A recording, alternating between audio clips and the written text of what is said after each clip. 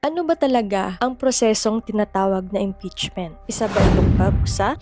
Kapag ba na-impeach ang isang opisyal, ibig sabihin ba nito ay guilty na siya? O isa pa lang bang proseso para malaman ang katotohanan? Alam mo kung minsan kapag naririnig natin ang salitang impeachment, parang napaka-komplikado. Ang daming legal terms, ang daming balita at ang daming magkakaibang opinyon. Pero sa video na ito, kalimutan mo natin ang politika. Isipin natin na parang isang simpleng kwento. Isang kwentong kayang maintindihan kahit ng isang grade 4 student. At kapag natapos na ang video na ito, sisiguraduhin ko sa inyo na mas maintindihan ninyo kung ano ang nangyari ngayon sa kaso ni Vice President Sara Duterte. Hindi base sa ingay ng social media, kundi base sa kung paano talaga gumagana ang proseso. Tara, simulan na natin.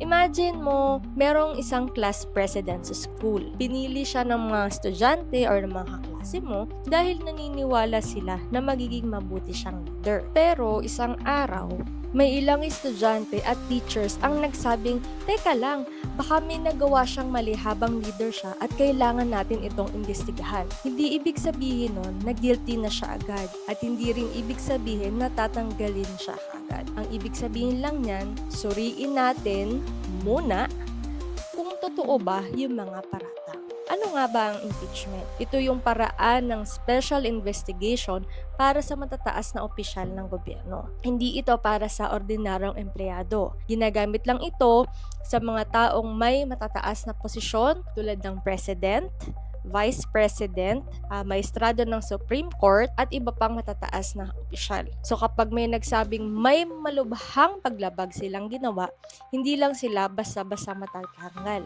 Kailangan ay dumaan sila sa impeachment process. Si VP Sara, siya yung kasalukuyan nating Vice President. So alam naman natin lahat na yun. No? Siya ang pangalawang pinakamataas na opisyal ng bansa pagkatapos sa ating Pangulo. Pero may mga miyembro ng House of Representatives na nagsabing may mga bagay na kailangan daw umanong ipaliwanag at maimbestigahan. So dahil dito, nagsampa sila ng impeachment complaint laban kay VP Sara. So, proceed naman tayo sa kung sino ba ang magdedesisyon dun sa magiging impeachment complaint. Para yung dalawang grupo sa school. Yung first group ay yung House of Representatives o yun yung mga congressman. Sila yung nagpapasya kung sapat ba yung reklamo para ituloy.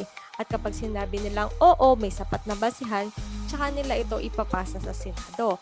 At the Senate being yung second group, sila naman yung magsisilbing hukuman or judge. Sila yung makikinig sa mga ebidensya, sa mga witnesses, sa mga paliwanag ng kada party. Pagkatapos noon ay boboto sila kung ano yung magiging desisyon. So ano yung mga posibleng mangyari? Option 1, hindi mapatunayan. So kung sa tingin ng mga senador ay kulang ang ebidensya, mananatili si VP Sara sa kanyang pwesto as Vice President. Or option 2, mapatunayan kung sa tingin nila sapat yung mga evidences na inilatag sa kanila nung nagbigay ng impeachment complaint, maari siyang matanggal sa pwesto.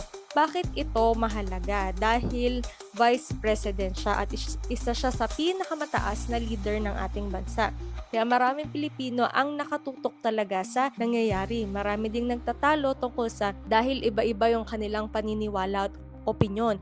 Pero of course, hindi naman mawawaglit sa mga pangunawa natin o tayo bilang mga nakatutok sa politics, lalo na yung mga lolo, lola, mga nanay at tatay natin, na sinasabi nila na itong impeachment trial na ito or itong mga complaints na ito ay inihain dahil nga meron silang pinaplano. Gusto nilang manatili sa pwesto for how many years. Pero dahil nga marami pa ring Pilipino ang nagtitiwala at nagmamahal kay VP Sara Duterte dahil siya ay number 1, syempre anak siya ni Tatay Digong or ng dating Pangulong Rodrigo Duterte, at pangalawa, talagang marami ding sumusuporta sa kanya at sa kanilang pamilya. So, hati, merong gusto, of course, yung mga ibang political leanings and political colors, gusto nila na matuloy yun dahil sinasabi di umano na meron ng connivance between the two colors na hindi ko na po babanggitin dahil naririnig nyo naman na. So, yung pinakasimpleng paliwanag lang dito,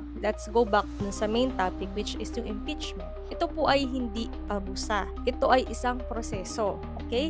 Hindi parusa kundi isang proseso para alamin kung totoo ba o hindi yung mga paratang laban sa kanya or sa kung sino pa mang mataas na official ng government na dadaan sa ganitong proseso ng impeachment.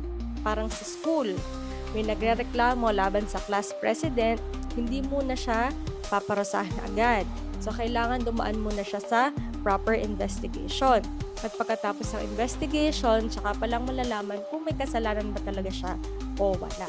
So, yan ang pinaka-madaling paraan para maintindihan kung ano ba talaga ang impeachment trial ni VP Sara. So, para sa mga gusto makaalam ng mas mga technical pa na side ng impeachment, of course, search na lang po tayo sa mga talagang abogado. But this video, I made this para dun sa mga, let's say, yung mga kabataan natin or yung ibang nanonood na gustong maintindihan in a simpler way. So, ang summary nito is yung pagko-compare natin nung kay VP Sara dun sa na-elect na class president, tapos yung mga teachers and other students na sinasabi na may nagawa siyang kasalanan. So, sila naman yung naghain ng complaint laban kay VP Sara. So, yung dalawang grupo sa school na magde-decide, sila naman yung sa House of Representatives at saka yung sa Senate. And then, yung mismong proseso, yan yung investigation. And then, after nun, saka palang malalaman if she is guilty or not guilty. Ikaw, ano sa palagay mo? Ginawa lang ba talaga to, mga complaints na ito, dahil ayaw na nila si VP Sara Duterte manatili sa pwesto at wag nang makatakbo sa 2028 election, o talagang meron siyang ginawang kasalanan? Let me know your thoughts in the comments. See you in the next one.